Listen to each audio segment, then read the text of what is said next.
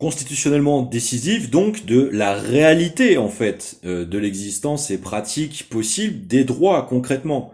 Et donc on voit bien comment tout ce continuum linguistique, sémantique permet en fait de révéler une continuité psychocomportementale expressionnelle particulièrement révélatrice d'une caractérisation de ces attitudes et modes de psyché, dénotant un rapport duplice passif-agressif à l'expression des enjeux de reformulation et décision de la politique de l'exécutif, hein, et comment ils sont d'autant plus à l'occasion de cette virtualisation supplémentaire capable de venir se superposer en fait infrastructurellement à la réalité pratique prévalente hein, du bon accès, usage et ordination des droits et devoirs permet en fait d'essayer de déployer en fait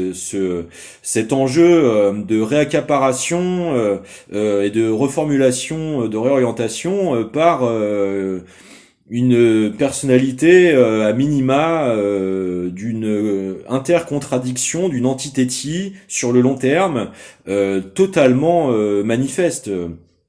Euh, Cela permet de poser la question d'autant plus, est-ce que quelqu'un qui se déclare être en mission est-il quelqu'un réellement doté d'une vision? Il apparaîtrait que s'il en est une, c'est bien celle de tenter de légitimer par une forme de rapport à un quelconque millénarisme missionnaire un enjeu en fait de brouillard de guerre verbieux, euh, d'utiliser cette opportunité de la numérisation pour pratiquer justement la réelle nature de la politique qu'il a menée. Et justement, on pourrait donc tout à fait pointer le fait que ce n'est pas une vision, mais la mise en scène d'une autofiction qui, en fait, n'est que cyber-extortrice. Puisque euh, ce qu'on voit particulièrement, c'est le déplacement en fait de la capture de la valeur produite dans des proportions jamais pratiquées de toute l'histoire de la Ve République, avec le CICE, la flat tax, les financements d'entreprises, les cadeaux fiscaux, etc. Ce qui entraîne une paupérisation massive et une explosion des classes moyennes. Et donc, venir nous parler d'enjeux civilisationnels de l'accès à la numérisation, de la socialisation, euh, surtout quand c'est dans cet aspect en fait d'une binarité pratiquement manichéenne, donc c'est-à-dire vraiment peu dotée de capacité de nuance, et particulièrement révélatrice en fait dans l'histoire des psychés autoritaristes et non synergistes. C'est-à-dire que on peut tout à fait mettre en rapport les résonances révélatrices de ces choix expressifs dans leur ensemble et leur continuum lexicaux et se questionner sérieusement sur le fait que cette euh, fiction duplice ne révèle en fait qu'une stratégie d'interposition et non pas de circularisation en fait de la production de valeur et des avantages de sa distribution.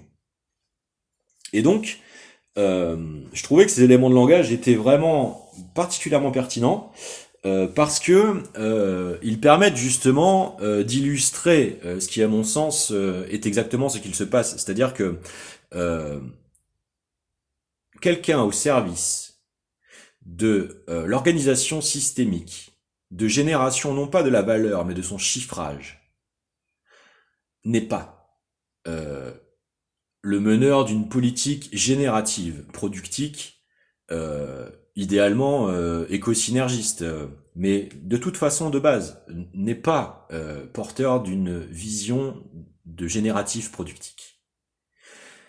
Elle est la véhiculation d'une rhétorique d'interfaçage, d'interposition. Et c'est particulièrement résonnant dans ce cas-là, avec sa présélection psychocomportementale, dans son impossibilité de constance de fond dans ses rapports psycho-affectifs avec les enjeux de représentativité. Et c'est particulièrement alarmant de voir comment l'incohérence totale vis-à-vis de l'effet de menace systémique, puisque la question de la souveraineté numérique concerne bien la propriété matérielle systémique de la territorialisation de la capacité pratique des réseaux sociaux. Et que donc, dès que quelque chose échappe réellement à la capacité de structuration et contrôle accaparatif de cet exécutif-là, on voit tout de suite comment ce qui se révèle instantanément, c'est l'incohérence rhétorique sur le long terme. Cela démontre deux choses. La première, c'est qu'il n'y a pas de politique d'anticipation véritable.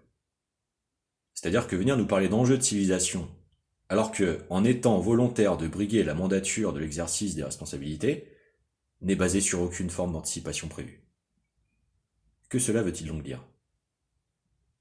Deuxièmement, pourquoi alors venir se gausser d'une posture, d'une échelle d'importance telle que civilisationnelle, quand on sait pertinemment qu'on n'a pas de plan?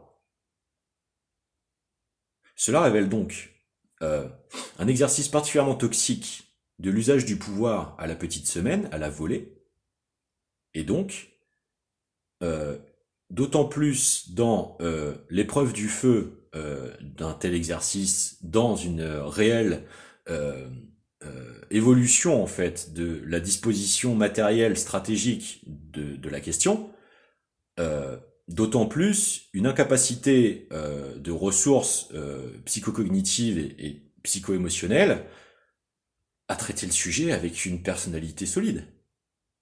Si tout de suite ce qui se révèle c'est un rapport passif-agressif de tentative de reformulation d'éléments de langage complètement creux, révélant d'eux-mêmes, à l'instant même où ils sont émis, une absence totale en fait de maturité et d'anticipation, de capacité d'expression, d'une prise de conscience de l'importance structurelle décisive du sujet, mais que fait cette personne à une telle mandature?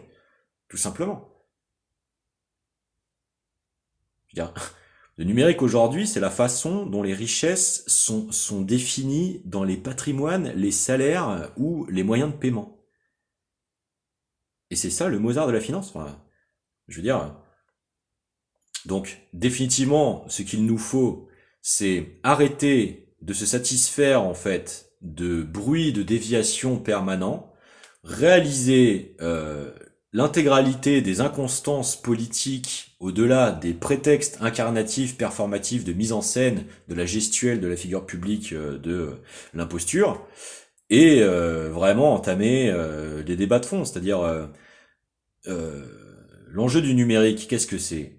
C'est l'interception des existences par les données personnelles et l'anticipation prédictive dans son rôle de mapping social, d'espionnage industriel et donc de niveau d'entrave supplémentaire à tout type de développement possible du point de vue temporel.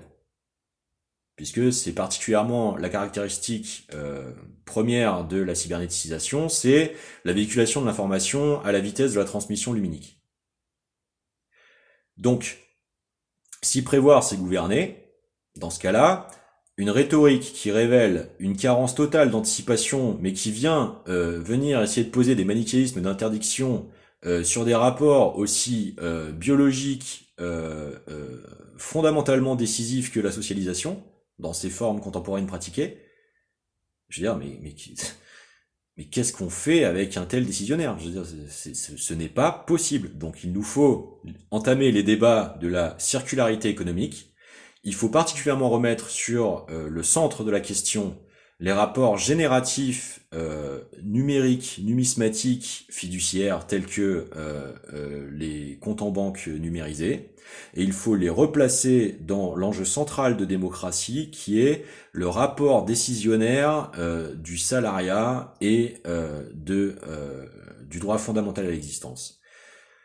Je remettrai sous cette vidéo et sous le compte Blue Sky sur lequel je la reposte les excellents travaux autour de Bernard Friot, parce qu'il me semble que la figure macronienne, toute sa politique ne consiste qu'en un ultime écueil à pouvoir passer à une véritable pratique du numérique dans ses véritables capacités d'agrément et d'avantage d'organisation sociétale, et que donc il nous faut enfin dépasser une bonne fois pour toutes les plafonds de verre, de truchement, d'anticipation, d'emprise sur des personnes, de préprogrammation comportementale à des fonctionnalismes d'obstacles aux légitimités démocratiques, hein. C'est le président qui s'est opposé politiquement au résultat du suffrage universel direct aux dernières législatives.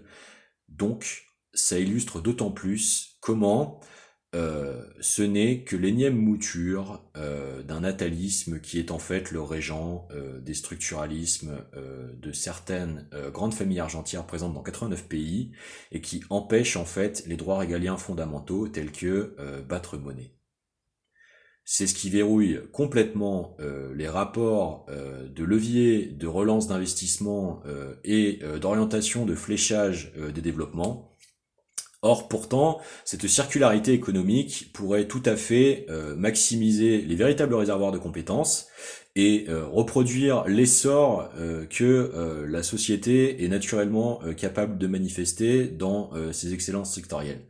Et je trouvais que justement venir stigmatiser en fait encore une fois la jeunesse sur des questions complètement creuses en fait, ne permettant que de dissimuler tout de suite des abstractions en fait qui mènent droit à des décisionnarismes autoritaristes, ne sont que la production d'une psyché qui ne considère pas l'exercice du pouvoir comme un avantage du commun, mais comme un privilège en fait d'accaparation d'interposition. Et je trouvais que à l'occasion de la mise en lumière que permettaient ces éléments manifestés par la partie concernée de sa propre initiative, était particulièrement pourvoyeuse de révélations de sens analytique. Voilà. Bonne journée à tous et on continue ce boulot.